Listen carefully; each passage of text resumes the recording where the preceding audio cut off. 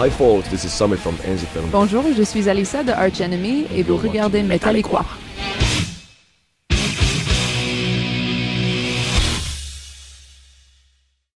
Bonjour à tous et bienvenue dans ce 15e épisode de Metallica. Aujourd'hui, on va parler d'une technique vocale que le monde entier nous envie, le chant guttural.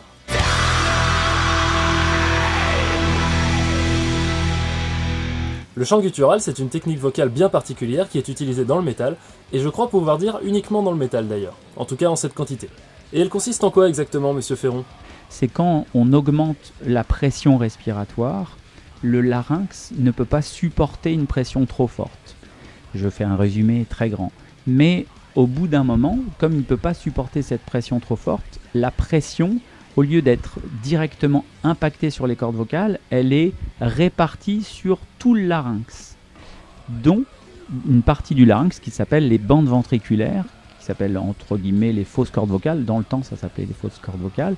Donc, et ces fausses cordes vocales se mettent à vibrer 3 fois plus lentement que mes cordes vocales, ce qui crée en fait une fréquence beaucoup plus grave. C'est ce qui donne l'effet de très grave et très guttural. Voilà, et c'est une pratique qui est née en 1972 dans l'émission pour enfants 1 rue Sésame. Oh, C is for cookie, that's good enough for me. C is for cookie, that's good enough for me. Et sinon, en vrai, on peut dire qu'elle a commencé à être utilisée au début des années 80 dans les démos de 2 groupes qui seront les pionniers du death metal, Possessed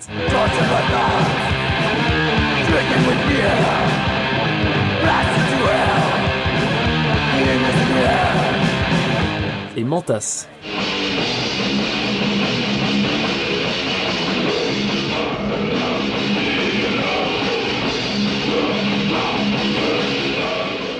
Si vous n'avez jamais entendu parler de ce dernier, c'est normal, le groupe a changé de nom tout de suite après sa démo pour devenir Death.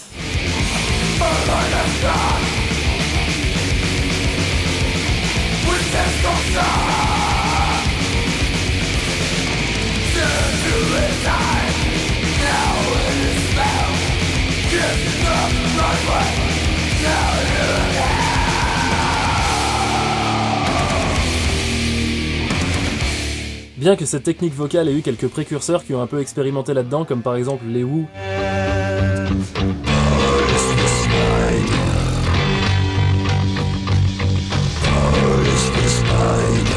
ou le groupe de rock'n'roll The Novas,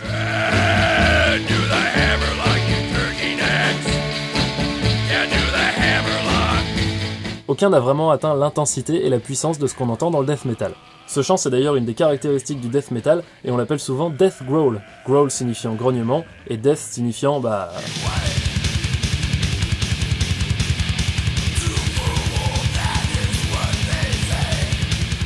Après, ça a beau être typique du death metal, on le retrouvera dans bien d'autres styles, comme par exemple certains groupes de folk metal. Pas vrai, Samy? Exactly.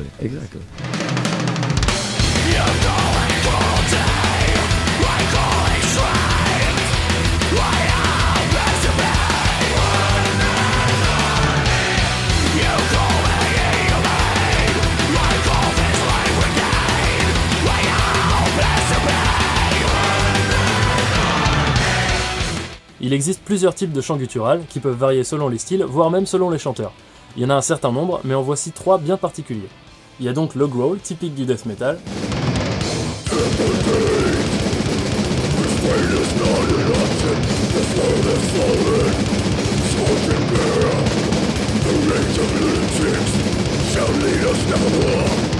Il y a le shriek, littéralement cri perçant, qu'on retrouve particulièrement dans le black metal.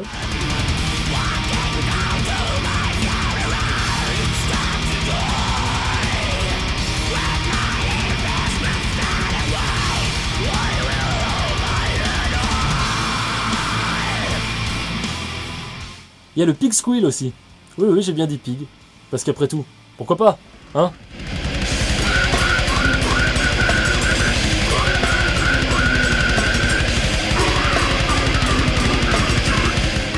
Lui, on le retrouve pas mal dans le grindcore et le deathcore. Mais attention, tout ça, vous vous doutez bien que ça peut être dangereux pour la voix, c'est pour ça qu'il faut prendre ses précautions. So it's always a lot of warming up before the show, especially like now we have 16 shows in a row, no day off. So you really have to take care of your voice. C'est comme avec le chant clair, il faut pas oublier de se chauffer la voix.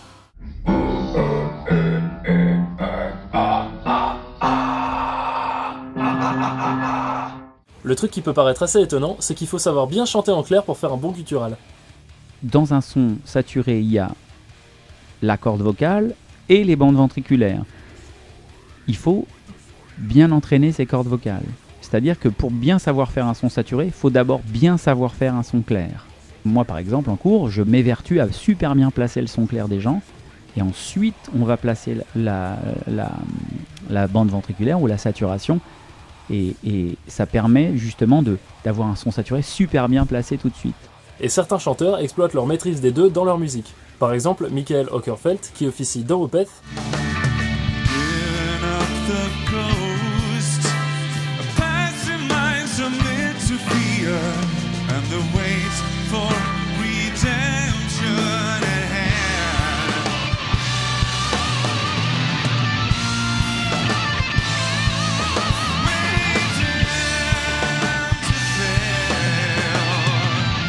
et qui a chanté dans Bloodbath.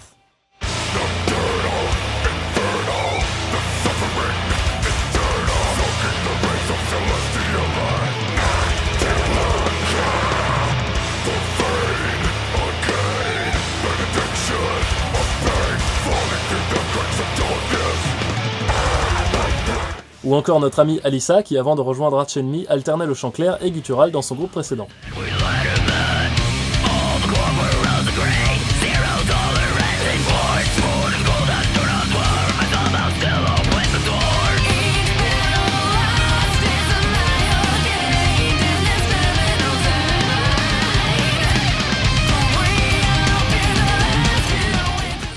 J'aime vraiment faire les deux.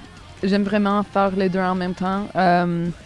Pour moi, c'est pas compliqué à alterner. C'est juste, je pense que pour les monitor engineers et pour les FOH, c'est un peu plus dur parce qu'il y a beaucoup de c'est très dynamique. Il y a beaucoup de différences entre volumes. Et à cause de ça, ça fait que c'est un peu plus difficile à entendre, c'est sûr. En fait, quand on y réfléchit, c'est un peu une évolution logique. Comme on a développé une saturation pour la guitare électrique à l'époque, ici, c'est le chant qui devient saturé. You know, on guitar you can put distortion to 11. You know, on vocals you can do clean or a little bit harsher. You can go.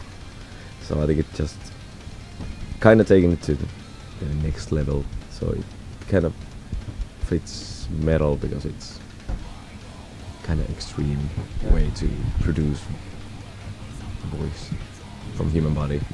C'est vrai que dans le métal, on a un peu tendance à pousser les choses à leur extrême. Extrême batterie,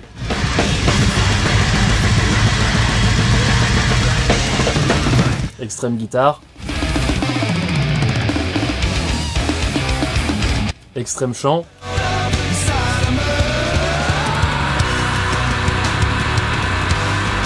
extrême bricolage, extrême natation synchronisée. Pardon, je me suis un peu éloigné du sujet. Le chant saturé, donc, il est encore plus répandu dans le métal puisqu'on en entend du hard rock au stoner en passant par le thrash et le métal progressif.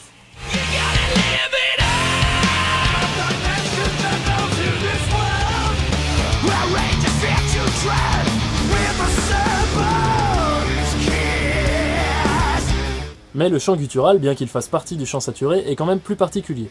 Personnellement, je trouve qu'on distingue pas vraiment s'il y a différentes notes en chantant comme ça. Un peu comme quand on chuchote. D'ailleurs, j'aime bien voir ça comme un chuchotement, mais en plus puissant. Et il y a même des groupes qui font les deux, genre Insomnium dont je vous avais déjà parlé.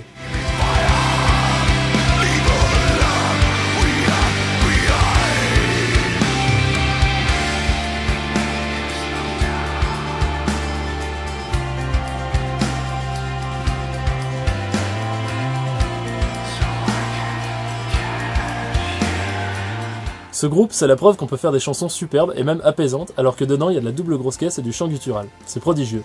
Essayez d'en écouter avant de dormir, vous verrez.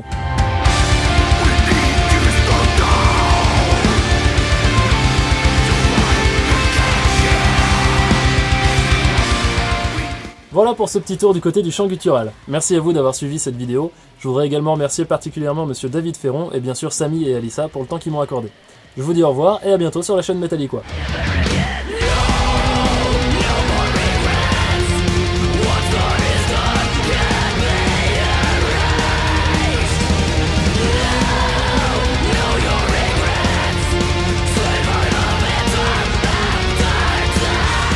Salut, c'est encore moi. Si vous voulez voir un petit peu plus des interviews qui ont été faites pour cet épisode, vous pouvez cliquer ici sur cette petite vidéo bonus. Voilà, à bientôt. Dis donc, elle est où la guitare que tu mets dans le fond d'habitude? Bah elle est là.